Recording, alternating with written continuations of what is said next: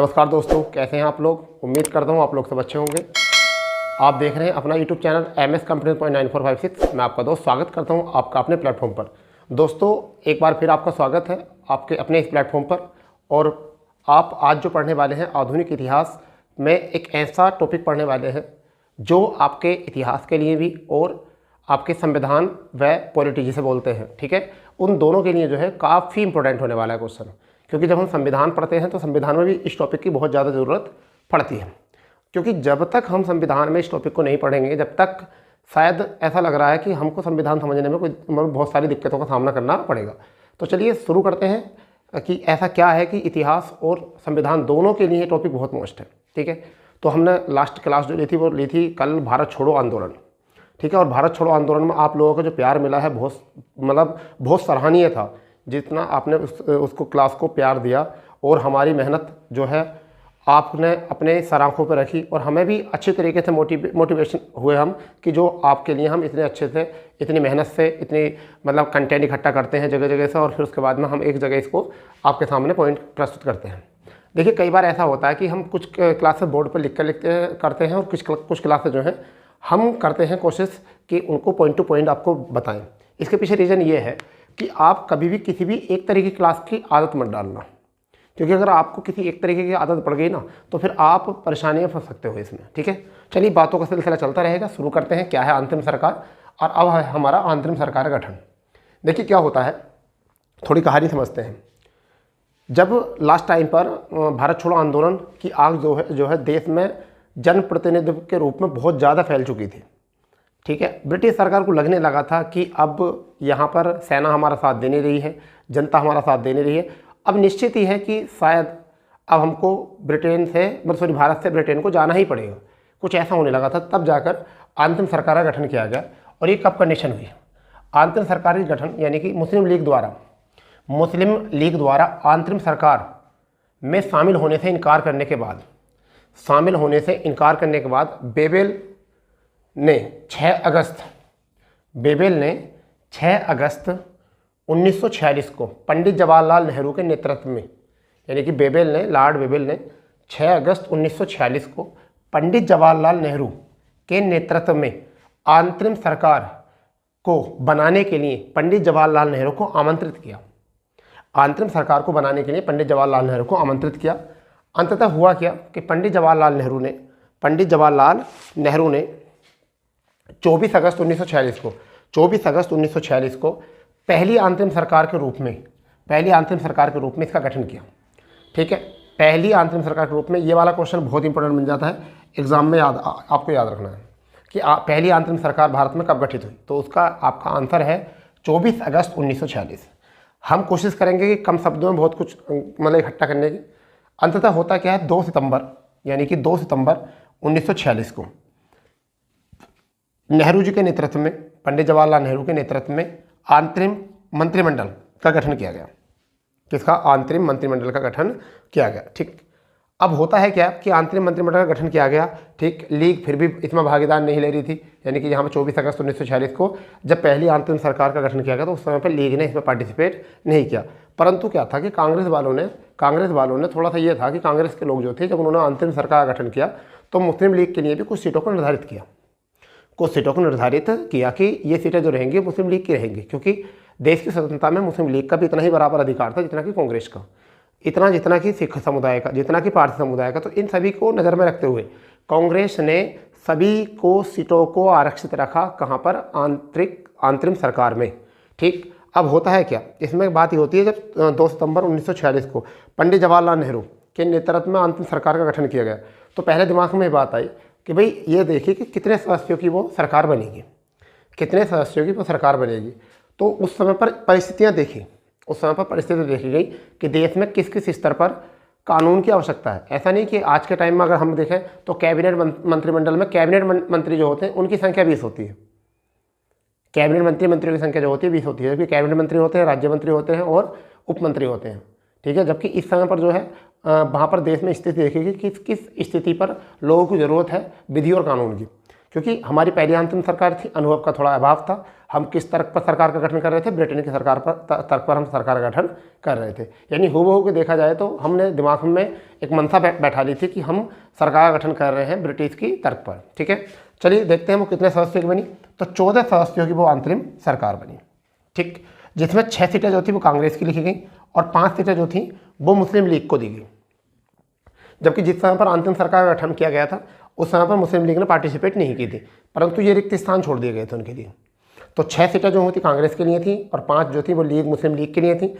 1 seat जो थी वो ईसाई समुदाय के लिए थी, जो ईसाई मिशनरी थी उनके लिए 1 सीट दी गई थी। ठीक है, क्योंकि इनकी जनसंख्या उस समय पर बहुत कम थी। सिख समुदाय की संख्या जो थी वो तो संविधान सभा में आपने देखा 4 सिख समुदाय थे, उनमें से फिर कितनी आपको 1 सीट जो है रख दी गई। पारसी की अगर हम बात करें तो श्री राजगोपालाचारी जो है पारसी समुदाय से बिलोंग करते थे। तो क्या था कि यहाँ पर पारसियों के लिए भी जो है 1 सीट को आरक्षित किया गया और इन सब को मिलाकर एक अंतरिम सरकार या अंतरिम मंत्रिमंडल का गठन किया गया। ठीक, जब बात आती है कि इनके लिए सीटों का आरक्षण कर दिया गया तो मुस्लिम लीग से बात करी गई। तो मुस्लिम लीग ने कहा कि अंतिम सरकार में सभी लोग जो है मुस्लिम होने चाहिए, तभी जाकर हम पार्टिसिपेट करेंगे।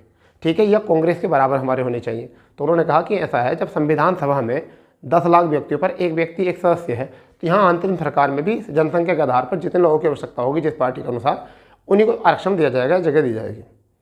ठीक है, इस बात को बहुत समय तक बहस चलती रही, परंतु एक निश्चित अवधि आई और अक्टूबर 1946 को मुस्लिम लीग भी अंतरिम सरकार को स्वीकार लिया और मुस्लिम लीग भी अंतरिम सरकार में शामिल हो गई। जब जाकर 14 सदस्यों को भारत की अंतरिम सरकार के रूप में गठित किया गया। और वो 14 सदस्य क्या है, अक्सर एग्जामों में यहाँ से एक क्वेश्चन जरूर आता है। अक्सर एग्जामों में एक क्वेश्चन जो आता है अंतरिम सरकार के रूप से आता है। तो एक बार यहाँ से रिकॉल कर लेते हैं इसको। मुस्लिम लीग के द्वारा अंतरिम सरकार में शामिल शामिल होने से इनकार करने के बाद वेबेल ने 6 अगस्त 1946 को पंडित जवाहरलाल नेहरू को अंतरिम सरकार के लिए आमंत्रित किया। ठीक, 24 अगस्त 1946 को पंडित जवाहरलाल नेहरू ने पहली अंतरिम सरकार का गठन किया। ठीक है, पहली अंतरिम सरकार का गठन किया। 2 सितंबर 1946 को पंडित जवाहरलाल नेहरू ने अपने नेतृत्व में अंतरिम मंत्रिमंडल का गठन किया, जिसमें कि सीटें दी कांग्रेस को 6, मुस्लिम लीग को दी 5, एक दी ईसाइयों को और एक दी सिख और एक पारसियों को, और इन सबको मिलाकर बनाया मंत्रिमंडल। उस समय का मंत्रिमंडल बना। अक्टूबर 1946 से पहले अनुबंध थी, अभी पीछे बात करी है हमने। अक्टूबर 1946 को लीग ने अंतिम सरकार को स्वीकार कर लिया और वो 5 की 5 सीटें जो है अपने व्यक्तियों के द्वारा, अपने सदस्यों के द्वारा कैबिनेट में उतार दी। ठीक है, अब बात करते हैं कि वो क्या था कैबिनेट मंत्रिमंडल और कहाँ से क्वेश्चन आने की उम्मीद रहती है। ठीक है, तो आप नोट करते रहना इसको। पंडित जवाहरलाल नेहरू ये प्रधानमंत्री के रूप में भी रहे थे और इनको राष्ट्रमंडल और विदेश मंत्रालय दिया गया था, यानी कि राष्ट्रमंडल अध्यक्ष बनाया गया था, उनके मामले देखेंगे, और विदेश मंत्रालय इनके दिया था। फिर यहाँ से आप याद रखेंगे सरदार वल्लभ भाई पटेल। हम इसे ट्रिक से याद करेंगे। हम किससे करेंगे? ट्रिक से, क्योंकि अक्सर बच्चों को जो है ना ये याद नहीं होता। और आज हम देखते कैसे याद नहीं होगा। ठीक है, हम कराएंगे याद। और देखिए पंडित जवाहरलाल नेहरू, तो नेहरू राष्ट्रमंडल और विदेश मंत्री, ये तो सबको पता होगा। एक का तो याद हो ही जाएगा आप लोगों को। क्यों हो जाएगा? क्योंकि पंडित जवाहरलाल नेहरू प्रधानमंत्री रहते, तो वो राष्ट्रमंडल विदेशों में जाएंगे, प्रधानमंत्री ऐसे याद रखना, प्रधानमंत्री जाएंगे कहाँ जाएंगे? विदेशों में जाएंगे, तो इस वजह से विदेश मंत्री थे। ठीक, अगर बात करते हैं सरदार पटेल, सरदार वल्लभ भाई पटेल, ठीक है, तो गृह मंत्री और सूचना प्रधानमंत्री। तो यहाँ पर सरदार वल्लभ भाई पटेल, सरदार से याद रखो, सरदार जो होगा वो घर का आदमी होगा, सरदार जो होगा वो घर का आदमी होगा, तो सरदार घर का आदमी। सूचना प्रधानमंत्री, हर एक आदमी जो है, हर एक आदमी अपने भाई को सूचना देता है, किसी बात की अपने भाई को सूचना देता है। तो यहाँ से क्या हुआ? सरदार वल्लभ भाई पटेल, तो इसमें भाई भी आ रहा है, मैंने शॉर्ट नाम लिखा सरदार वल्लभ भाई पटेल। तो गृह मंत्री और सूचना प्रसारण मंत्री। फिर बात करते हैं रक्षा मंत्री। ठीक है, तो जिस आदमी में बल होगा वही तो रक्षा करेगा, जिस आदमी में बल होगा वही तो रक्षा करेगा। तो यहाँ से नाम हो गया इसका सरदार बलदेव सिंह। क्या हो गया? सरदार। तो एलिमिनेट करो कि बल, जिसके अंदर बल होगा वही रक्षा करेगा, तो क्या हो गया? रक्षा मंत्री। फिर यहाँ पर है जग जीवन, तो जीवन भर इस जग में यानी कि समाज में जीवन भर श्रम जो किया वो किसने किया? राम जी ने श्रम किया। किसने श्रम किया? राम जी ने। तो ट्रिक से याद हो गया, यानी कि जग जीवन राम, तो राम जी ने जो क्या किया? इस जग में जीवन भर संघर्ष किया और जब क्या करा? श्रम। तो इस वजह से हो गया ये। तो अब आप बताइए, पहले 4 को याद कर लेते हैं, इन 4 को फिर ट्रिक से देखते हैं क्या है। जवाहरलाल नेहरू, ये हैं राष्ट्रमंडल विदेश मंत्री। सरदार वल्लभ भाई पटेल, सरदार होता है घर का गृह मंत्री। सरदार जो होता है वो कौन होता है? घर का गृह मंत्री। और भाई जो होता है उसे करते हैं सूचना हम। इस वजह से सरदार वल्लभ भाई पटेल गृह मंत्री और सूचना मंत्री। अब बात आती है सरदार बलदेव सिंह, तो जिसके अंदर बल होगा, यहाँ से देखिए ट्रिकली माध्यम से, जिसके अंदर बल होगा वही करेगा रक्षा। तो इसका मतलब बल वाला आदमी होगा वो क्या बनेगा, रक्षा मंत्री। अगर बात करें जग जीवन राम, तो राम जी ने किया श्रम अपने जीवन में, और कब, इस जग और समाज में। ये याद हो गया, 4 के 4 याद हो गए। अब तो कोई दिक्कत ही नहीं, यानी कि अगर आपसे पूछे गृह मंत्री कौन थे तो आप बताओगे सरदार वल्लभ भाई पटेल। ठीक है, प्रसारण मंत्री कौन थे तो प्रसारण सूचना किसे देते अपने भाई को, तो सरदार वल्लभ भाई पटेल। ठीक है, रक्षा मंत्री कौन थे तो रक्षा कौन करता है, जिसके अंदर बल होता है, तो रक्षा मंत्री कौन हो गए, बलदेव सिंह हो गए। श्रम मंत्री कौन थे तो श्रम किसने किया था, जीवन भर जो श्रम किया था वो किसने किया था, जगजीवन राम ने। हो गए 4 याद, बस कितना ईजी है देखो, बताओ। नेक्स्ट में आते हैं, नेक्स्ट जॉन मथाई। ठीक है, उद्योग और नागरिक आपूर्ति मंत्री। तो उद्योग के लिए मंथन करना पड़ता है, क्या करना पड़ता है, मंथन करना पड़ता है उद्योग के लिए। तो क्या करना पड़ता है भैया, मंथन, और किसके लिए करना पड़ता है, उद्योग के लिए। ठीक है, उद्योग के लिए करना पड़ता है, मंथन करना पड़ता है, इस वजह से जॉन मथाई हो गई। ठीक है, अब कार्य एवं खान मंत्री, कार्य एवं खान मंत्री, और ये कौन थे, CH भाभा। कौन थे, CH भाभा। तो जब कार्य करते हुए खान में पहुंचे तो वहां से कहो भागा। क्या हुआ कि खान में पहुंचते कोई व्यक्ति का क्या कहता है, भागा। तो यहाँ से भागा पढ़ेंगे, इसे भाभा नहीं, क्या पढ़ेंगे, भाभा। तो CH भाभा, कार्य एवं खान मंत्री। ठीक, आगे आते हैं सातवें पर, राजेंद्र प्रसाद। राजेंद्र प्रसाद कौन है तो खाद्य, प्रसाद जो होता है ना खाया जाता है, खाने का चीज़ होती है, प्रसाद क्या होती है, खाने की चीज़। तो राजेंद्र प्रसाद, तो यहाँ से प्रसाद याद रखेंगे, कौन होगा, खाद्य चीज़ है प्रसाद। तो क्या हो गया, खाद्य मंत्री कौन हो गए, प्रसाद हो गए। तो अब फिर देख लेते हैं हम 3 को देख लेते हैं। मंथन कौन करेगा, उद्योग। मंथन कौन करेगा, उद्योग मंत्री। जब उद्योग कोई व्यक्ति करेगा तो वो क्या करेगा, मंथन करेगा कि किस तरीके से उद्योग करना नहीं करना। भागा, कौन भागेगा, कार्य से भागेगा आदमी। जब भी कोई उसे कार्य दिया जाता है तो वो उससे भाग जाता है, ऐसे याद रखो। ठीक है, देख लो स्टूडेंट को अगर कोई सुनने के लिए काम देते हैं वो उससे सुनने से क्या होते हैं, भाग जाते हैं, दूर भागते हैं। तो ऐसे हो गया भागा। राजेंद्र प्रसाद, प्रसाद क्या होता है, खाने का चीज़, क्या होता है, खाद्य। तो यहाँ से हो गया ये। ठीक है भाई, क्या हो गया ये। अब बात करते हैं आसफ अली, यानी कि रेल परिवहन मंत्री कौन थे, आसफ अली। तो हम आशा करते हैं कि रेल से परिवहन करेंगे।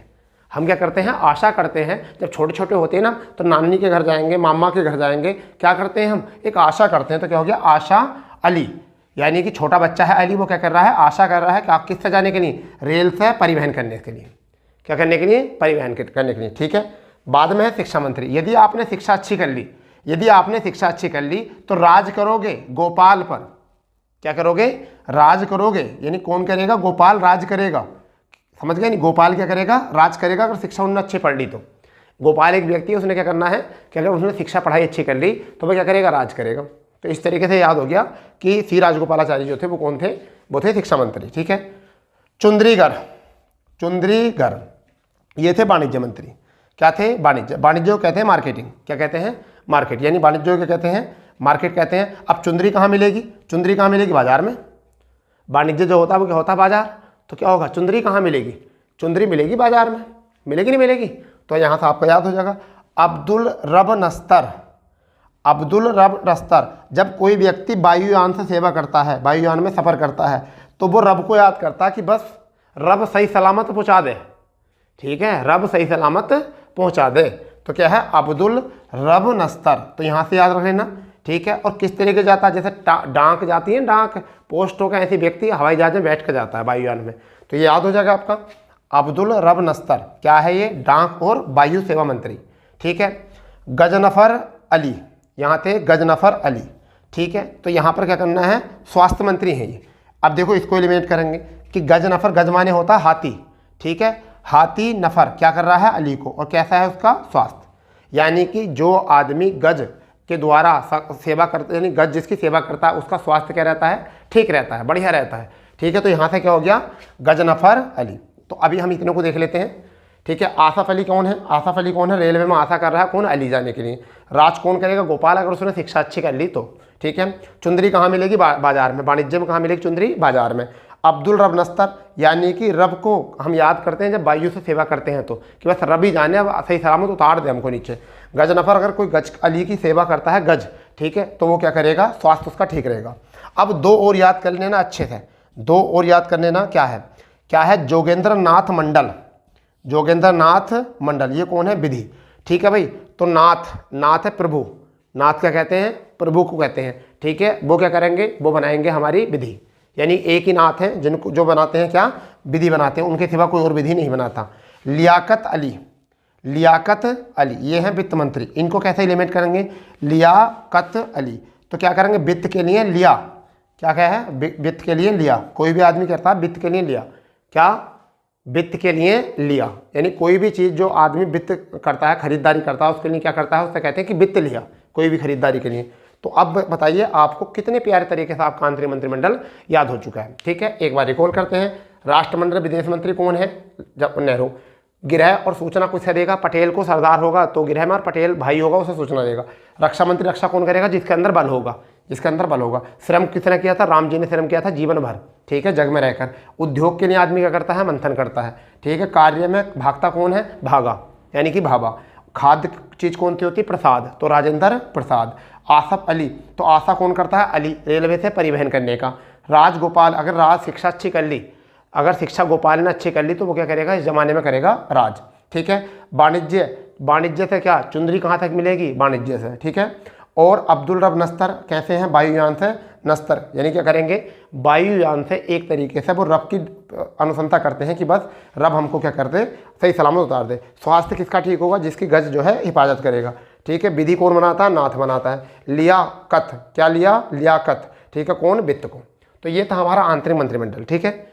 इसके बाद में क्या होता है, आंतरिक मंत्रिमंडल के बाद में देखिए, अब थोड़ा सा इसको हम रफ कर देते हैं। अब थोड़ी सी इसकी आगे कहानी है जो आपको पॉइंट टू पॉइंट समझनी पड़ेगी, ठीक है। तो मैं उम्मीद करता हूँ आप लोगों को जो है आंतरिक मंत्रिमंडल बहुत अच्छे समझ में आ गया होगा, क्योंकि अक्सर बच्चों के जो है याद नहीं रहता। अभी भी अगर आपको याद नहीं होगा तो आप विकल्प से ज़रूर देख के लगा दोगे।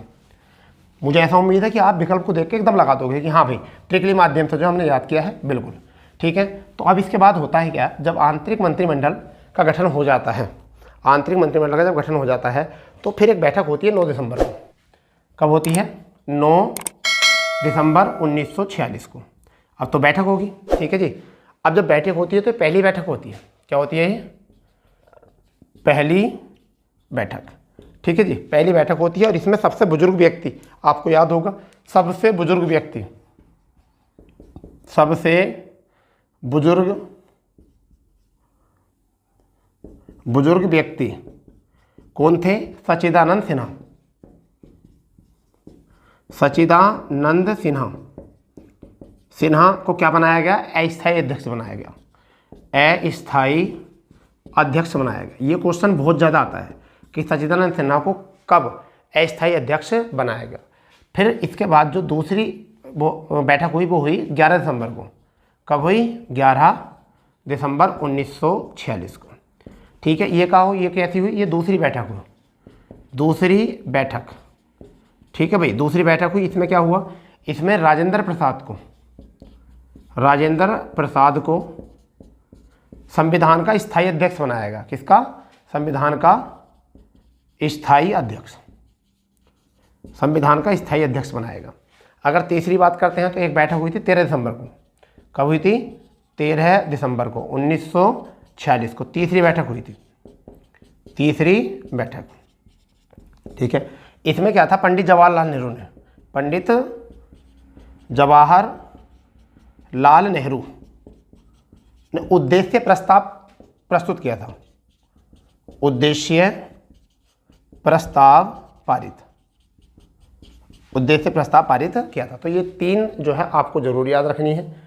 क्या याद रखनी है, तीन की तीन डेट याद रखनी है। क्या है, 9 दिसंबर 1946 को पहली बैठक हुई थी और सबसे बुजुर्ग व्यक्ति सच्चिदानंद सिन्हा को क्या बना दिया गया था, अस्थायी अध्यक्ष बना दिया गया था। दूसरी जो हुई थी वो 11 दिसंबर 1946 को हुई थी, जिसमें राजेंद्र प्रसाद को स्थायी अध्यक्ष बना दिया गया था संविधान सभा का। तीसरी जो हुई थी वो 13 दिसंबर 1946 को तीसरी बैठक, जहाँ पर पंडित जवाहरलाल नेहरू को उद्देश्य प्रस्ताव पारित कर दिया था।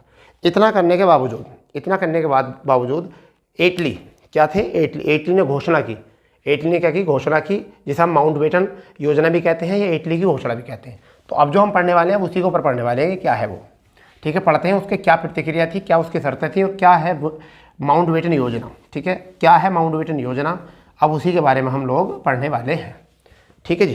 क्या है वो माउंटबेटन योजना, चलिए तो हेडिंग डाल लेते हैं, एटली की घोषणा, एटली की घोषणा या माउंटबेटन योजना, माउंटबेटन योजना। ठीक है, ये इसकी भी डेट अगर हम बात करें तो 1946 में थी। तो देखिए क्या होता है कि माउंटबेटन योजना कि इटली ने जो घोषणा की वो कब की, 20 फरवरी कब की गई, 20 फरवरी 1947 को। कब की गई, 20 फरवरी और 1947 को इटली ने घोषणा की। यानी कि क्लेमेंट इटली ने 20 फरवरी 1947 को घोषणा की कि ब्रिटेन जून 1948 तक, ब्रिटेन जून 1948 तक भारत को स्वतंत्र कर देगा और भारत को, यानी भारत से पूर्ण रूप से यहाँ से चला जाएगा। तो कब की बात कही गई, जून 1948 तक की बात कही गई कि ब्रिटेन क्या करेगा, ब्रिटेन भारत छोड़ देगा, भारत शासन छोड़ देगा, ये वाली बात है यहाँ पर। ठीक है, ये वाली बात जो है यहाँ पर आ चुकी थी। ठीक है भाई, परंतु क्या होता है, मार्च 1947 में क्या होता है जी, मार्च 1947 में इसके बाद जब घटना घटी वो क्या हुई, यहाँ पर बेबेल के स्थान पर, लॉर्ड बेबेल के स्थान पर एक गवर्नर वायसराय आते हैं जिनका नाम है माउंटबेटन।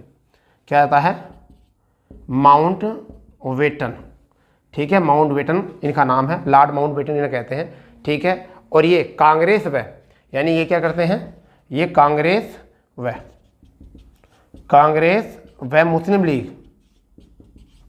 मुस्लिम लीग से क्या करते हैं, विचार विमर्श करते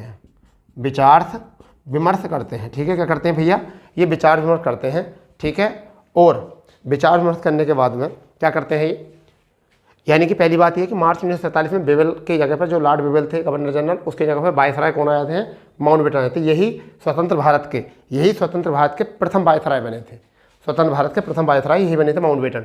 जबकि स्वतंत्र भारत के प्रथम भारतीय बने थे श्री राजगोपालाचारी। तो ये दो क्वेश्चन होते हैं, स्वतंत्र भारत में दो काम हुए थे, एक तो क्या, स्वतंत्र भारत के प्रथम वायसराय जो थे वो कौन थे, माउंटबेटन। ठीक है, स्वतंत्र भारत के अंतिम वायसराय जो थे वो कौन थे, वो भी यही थे, माउंटबेटन। समझ गए नहीं, स्वतंत्र भारत के प्रथम भारतीय जो वायसराय थे वो कौन थे, श्री राजगोपालाचारी। तो कांग्रेस और मुस्लिम लीग से विचार विमर्श करा इन्होंने, भाई क्या करना है, कैसा करना है, ये तो बताइए। ठीक है, अब आप ये तो बताओ कि क्या करना है। ठीक है, तो उन्होंने कहा कि ठीक है, मतलब कांग्रेस लीग ने कहा कि हमें पाकिस्तान दे दिए। तो इन्होंने कहा चलो ठीक है, ऐसी है, अगर आप लोग नहीं करते हो इस बात पर, मतलब आप डिस्कस नहीं करते कि एक ही देश रहना है या अलग अलग रहना है, तो ऐसा करते हैं, ठीक है, विभाजन का प्रस्ताव जो है मैं रखता हूँ। तो इन्होंने क्या करा था, विभाजन का प्रस्ताव रखा। क्या रखा कि दो अधिराज्यों के रूप में क्या होगा, विभाजन का प्रस्ताव रखा गया। तो अब क्वेश्चन आएगा, विभाजन का प्रस्ताव जो रखा वो किसने रखा था, माउंटबेटन ने रखा था। ऐसा मान के चलिए माउंटबेटन ये चाहते थे कि फूट डालो और राज करो, यानी कि माउंटबेटन की अंतिम चाल थी। कुछ लोग बताते हैं कि माउंटबेटन जो थे वो भारतीय पक्ष में सोच रहे थे, बट अगर आप डिटेल में समझोगे ना तो माउंटबेटन की अंतिम पड़ाव था कि एक बार फिर इनमें फूट डालो, क्योंकि गांधी जी बिल्कुल खिलाफ थे विभाजन के, गांधी जी बिल्कुल खिलाफ थे विभाजन के। उन्होंने ये कहा था कि अगर विभाजन होगा, भारत पाकिस्तान का अगर विभाजन होगा तो वो मेरी लाश पर होगा। समझिए, मैं उनके बारे में बताऊंगा कि क्या क्या प्रतिक्रिया थी, मगर मैं आपको थोड़ी सी बात बताता हूँ कि गांधी जी बिल्कुल विभाजन के जो थे विरुद्ध थे। तो उन्होंने, माउंटबेटन ने सोचा कि यदि विभाजन नहीं होता है, अगर विभाजन नहीं होता है तो ये एकजुट हो जाएंगे और शायद फिर हमको मौका नहीं मिले। तभी इन्होंने अंतिम समय में भी विभाजन जब किया तो दोनों राज्यों में जो है संवैधानिक प्रमुख जो बना के रखा, गवर्नरों को बना के रखा, और दोनों ही जगह सेना प्रमुख जो बनाए वो ब्रिटेन के बनाए। सेना प्रमुख क्यों बनाए, थोड़ा सा समझो। सेना प्रमुख इसलिए बनाए कि यदि दोनों देशों में कोई भी स्थिति बिगड़ती है तो स्थिति सुधारेगा कौन, सेना प्रमुख। और सेना प्रमुख दोनों ब्रिटेन के होंगे तो बाद में एकदम सैन्य शासन लगाकर ब्रिटेन फिर दोबारा से अधिकार कर लेगा। गवर्नर जनरल तो बनाए थे इन्होंने, समझ गए नहीं, श्री राजगोपालाचारी को बनाया था, उधर जिन्ना को बनाया था, परंतु एक गेम यही था कि दोनों के सेना प्रमुख जो थे ब्रिटेन वाले थे, यानी कि ब्रिटिश थे। जबकि थोड़ी बहुत भी अगर गड़बड़ हो दोनों से शासन चलाने में तो क्या करें, वो सैन्य शक्ति का प्रयोग करके फिर पुनः जो है फूट डालो राज करे की नीति अपनाकर पुनः जो है शासन अपना जमा लें और अंतर्राष्ट्रीय स्तर पर दिखा दें कि हमने तो इन्हें मौका दिया था, जैसे जैसे इन्होंने कहा था कि शासन चला लीजिए। जब इनसे चला ही नहीं तो अभी तो इतने बड़े ही नहीं हुए कि किसी देश का, इतने बड़े देश का शासन चला सकते हैं। ये तो हम हैं कि शासन चला रहे हैं। कुछ ये वाली प्रतिक्रिया थी इनके दिमाग में, मतलब आई थिंक जहाँ तक मुझे नॉलेज है यहाँ तक, ठीक है। परंतु ऐसा होता है ना कि सभी बातें किताबों में तो ओपन नहीं दिया होती, इस तरीके से। चलिए अब बात करते हैं कि इटली या माउंटबेटन योजना के जो थे प्रावधान थे वो क्या प्रावधान थे, यानी कि माउंटबेटन ने इतनी बात करने के लिए, विभाजन करने के बाद में क्या क्या बातें कही थी, क्या क्या बात कही थी, उनके बारे में बात कर लेते हैं। ठीक है, ये एग्जाम में बहुत ज़्यादा पूछा जाता है। ठीक है, तो पहला उन्होंने ये कहा था कि 15 अगस्त में पहली प्रावधान जो था वो क्या था, प्रावधान को जरा गौर से सुनना। पहला प्रावधान था 15 अगस्त 1947 को भारत को 2 अधिराज्यों में बांटा जाएगा। 15 अगस्त 1947 को भारत को 2 अधिराज्यों में बांटा जाएगा। ठीक है जी, 2 अधिराज्यों में बांटा जाएगा। पहली बात तो ये थी। दूसरी बात ये थी कि बंगाल और पंजाब के बंटवारे के लिए रेड क्लिफ आयोग का गठन होगा। रेड क्लिफ आयोग, समझ रहे हो बात को, समझ रहे हो नहीं समझ रहे? माउंटबेटन की प्रक्रिया। रेड क्लिफ वो व्यक्ति है जो ना भारत के बारे में जानता ना पाकिस्तान के बारे में जानता। रेड क्लिफ वो व्यक्ति है जो बांग्लादेश के बारे में जानता कि बांग्लादेश कहाँ है, पूर्वी बंगाल कहाँ है, ना उसे पता सिंध कहाँ पर सर वो है, ना उसे पंजाब का पता ना बंगाल का पता। और आयोग का अध्यक्ष से बनाया रेड क्लिफ को, सर रेड क्लिफ को बनाया। आइए बाद में बंटवारा करके भाग गया ऐसे ही, समझ गए नहीं, बिना सोचे समझे। ये था वो कैसे ना कैसे करके बस बंटवारा हो जाए उल्टा सीधा, इनमें बस युद्ध छिड़ जाए। ठीक है, ये बात थी। तो रेड क्लिफ को बनाया गया, बताइए, जिसको भारत के संवैधानिक स्थिति का ही पता नहीं, सॉरी भौगोलिक स्थिति का पता नहीं, उस व्यक्ति को सडनली ब्रिटेन से बुलाया और ब्रिटेन में एकदम सर्वेक्षक के रूप में घोषित करके इनसे आयोग बनवा दिया। ये था काम थोड़ा सा। अब बात क्या था, इन्होंने तीसरी बात जो कही थी, ये कही थी दोनों देशों के गवर्नर जो होंगे वो संवैधानिक प्रमुख बनेंगे। कैसे बनेंगे? संवैधानिक प्रमुख रहेंगे, संवैधानिक प्रमुख रहेंगे। ठीक है, और अपना अपना संविधान क्या है, चौथी बात, अपना संविधान बना सकते हैं, अपना संविधान बना सकते हैं। एक जिम्मेदारी और दे दी कि अपना संविधान बनाओ। ठीक है, और देशी रियासतों को, यहाँ देखो तीसरा गेम प्लान क्या था। पहला गेम प्लान ये था कि अधिराज्य थे, दूसरा गेम प्लान क्या था, रेड क्लिफ आयोग। और तीसरा गेम प्लान ये था कि जो देशी रियासतें थी, देशी रियासतें यानी कि राजाओं का राज्य क्षेत्र, उनको स्वतंत्रता दी। या तो आप स्वतंत्र रह सकते हो या फिर पाकिस्तान में जा सकते हो या फिर भारत में आ सकते हो। ठीक है, इनको स्वतंत्रता दी कि आपको स्वतंत्रता है कि आप चाहो तो स्वतंत्र भी रह सकते हो, तो आप पाकिस्तान में भी जा सकते हो और आप भारत में भी जा सकते हो, आप अपना राज्य अलग भी बना सकते हो। तो कुछ ये वाली जो है बात है इनके सामने रखी। तो ये थी कंडीशन इसकी। ठीक है, ये वाली कंडीशन जो थी वो किसकी थी, ये थी माउंटबेटन की जो प्रावधान था उसका था। अब आती है प्रतिक्रिया। जब ये वाला प्रावधान दिया गया तो अब इसके विरुद्ध प्रतिक्रिया आती है। कौन कौन व्यक्ति थे जो इसके विरुद्ध पहुंचे, किसने प्रतिक्रिया दी। ठीक है, किसने प्रतिक्रिया दी, पहले इसको नोट कर लो अच्छे साहब। ठीक है, किसने प्रतिक्रिया दी थी, तो सबसे पहले तो कौन थे, गोविंद वल्लभ पंत। 3 व्यक्ति थे जहाँ से आपको याद रखना पड़ेगा तीनों के नाम। ठीक है, 3 व्यक्ति थे। एक तो थे जो प्रतिक्रिया देने वाले थे गोविंद वल्लभ पंत। ठीक है, दूसरे व्यक्ति जो थे वो थे महात्मा गांधी। दूसरे व्यक्ति जो थे वो कौन थे, महात्मा गांधी। ठीक है, फिर जो थे तीसरे व्यक्ति अगर हम बात करें मुस्लिम नेता थे। ठीक है, मौलाना आज़ाद, ठीक है वगैरह। तो पहले व्यक्ति कौन थे प्रतिक्रिया देने वाले, प्रतिक्रिया। ठीक है, तो प्रतिक्रिया मैंने बताया गोविंद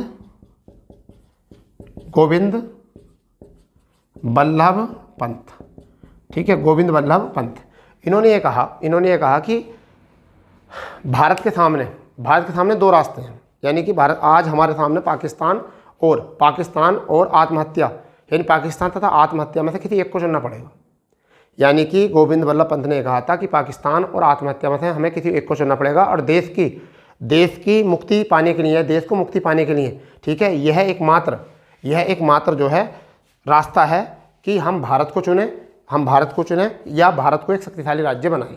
कुछ ऐसी प्रतिक्रिया थी। यानी क्या थी, इन्होंने ये कहा था कि या तो पाकिस्तान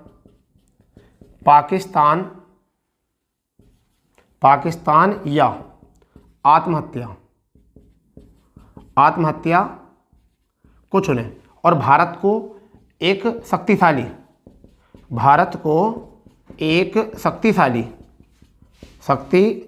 राज्य बनाने के लिए ये एक आसान रास्ता है। ये वाली बात जो की थी इन्होंने कही थी।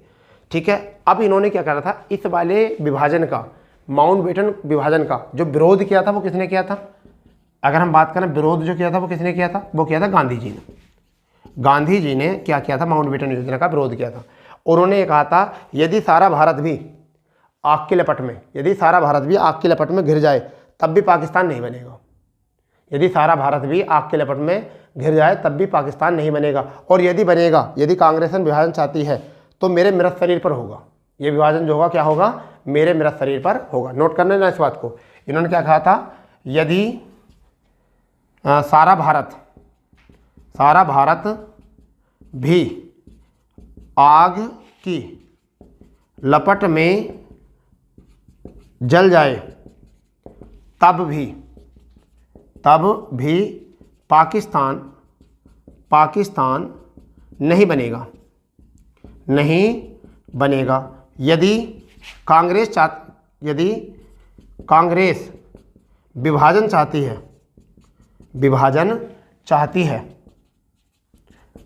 तो यह मेरे मृत शरीर पर होगा। ये वाली जो प्रतिक्रिया दी वो किसने दी? गांधी जी ने प्रतिक्रिया दी। समझ गए नहीं? गांधी जी विरोध में थे माउंटबेटन की जो विभाजन की घोषणा थी। ठीक है। इसमें तीसरी बात जो थी, मुस्लिम दो मुस्लिम नेता थे, उन्होंने विरोध किया था। यानी कि तीसरी कंडीशन जो है, दो मुस्लिम नेता थे, मुस्लिम नेता।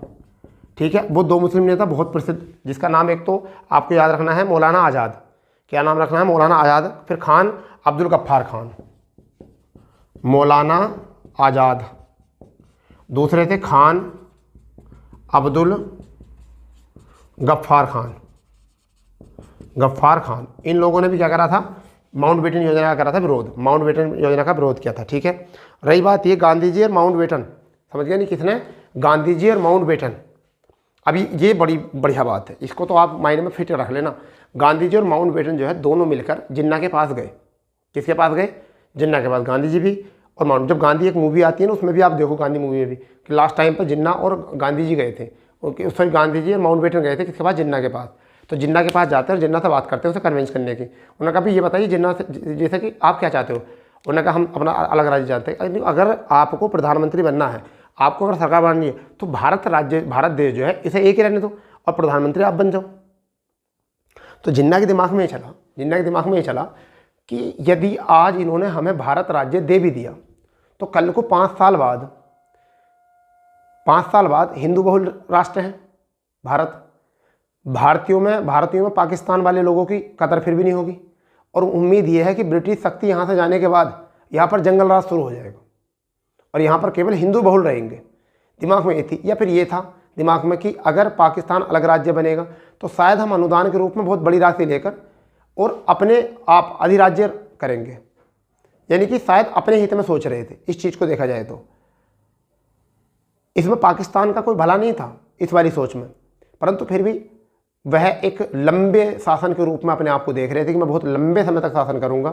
ठीक है। और जबकि भारत में मेरा ये शासन बहुत लंबे समय तक नहीं होगा। शायद हमने विभाजन को ठुकराया और आज हमने कन्विंस हो गए गांधी जी से, तो वो हम कुछ ही चंद दिनों के बाद हम केवल जंगल राज के शिकार हो जाएंगे। जिन्ना के दिमाग में चला, इस बात को जो है कन्वेंशन को उन्होंने ठुकरा दिया। परंतु इस बात से गांधी जी के इस प्रस्ताव से और माउंटबेटन के इस प्रस्ताव से दो व्यक्तियों को बहुत ठेस पहुंची भारत में। एक तो सरदार वल्लभ भाई पटेल को और एक पंडित जवाहरलाल नेहरू को।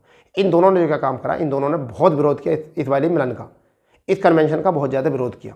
अंततः जब जिन्ना नहीं माने तो गांधी जी बहुत नाराजगी के साथ गांधी जी ने भी इस विभाजन को स्वीकार कर लिया। बहुत नाराजगी के बाद गांधी जी ने जो है इस विभाजन को स्वीकार लिया, कह रहे चलो ठीक है कर लीजिए विभाजन। जब नहीं मान रहे तो हमने तो पूरी तरीके से शर्त करके देखी, नहीं मान। जब जाकर हम बात करते हैं 4 जुलाई, अब हम बात करते हैं क्या हुआ जब गांधी जी जब मान गए तो अब क्या होता है आगे। 4 जुलाई 1947 को, कब भैया? 4 जुलाई 1947 को,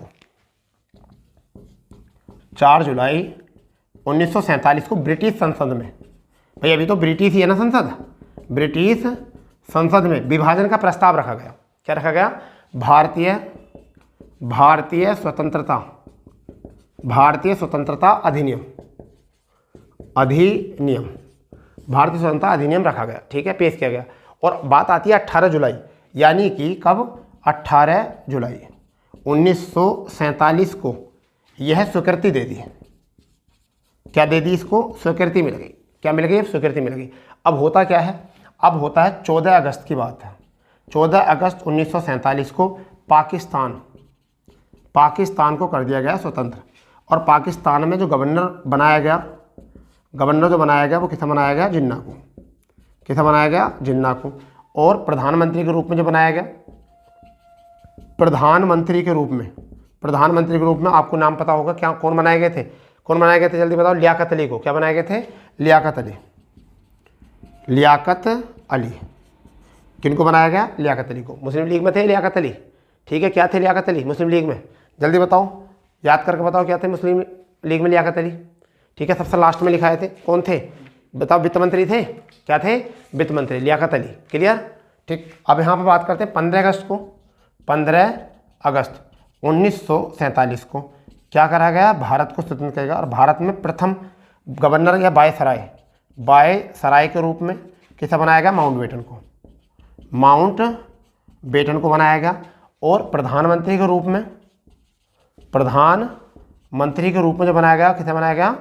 जवाहरलाल नेहरू को। ठीक है जी, जवाहरलाल नेहरू को बनाया गया। इस तरीके से जो हुआ, ये हुआ हमारे विभाजन। तो दोस्तों आज के लिए केवल इतना। इस तरीके से 2 राष्ट्रों का विभाजन हो गया और फिर उनका अपना अपना संविधान बना। तो आपको अगर सेशन में मज़ा आया है और जो पहली बार स्टूडेंट देख रहे हैं वो चैनल को सब्सक्राइब कर दें, और जिनको बहुत अच्छा लगा हो वो लाइक जरूर करेंगे, ठीक है। और जिनको समझ में नहीं आया हो, लगा हो कि बहुत बोरिंग था, बहुत बेकार था, वो डिसलाइक भी कर सकते हैं, ऑप्शन रहता है डिसलाइक का भी। तो वो हमें पता चलेगा कि हमें और सुधार करना चाहिए। फिलहाल में हमारी पूरी कोशिश थी कि हम आपको बहुत आसान शब्दों में इस चीज़ को समझाएं, क्योंकि किताबों से दूरी बनाना हमारा काम है। हम चाहते हैं आपको बिल्कुल किताबों से थोड़ी दूरी बनाएं और आपको लगे कि बहुत अच्छे से, बहुत इजी तरीके से जो टॉपिक आपको बहुत टफ लगते हैं वो हम आपको ट्रिक के माध्यम से बहुत आसान करने वाले हैं, ठीक है। और आज आपको ट्रिक का पहला सेशन जो है हमने दिखाया है। अब लगातार हम ट्रिक पर काम करने वाले हैं, ठीक है। तो मिलते हैं कल नए सेशन के साथ। जय हिंद, जय भारत।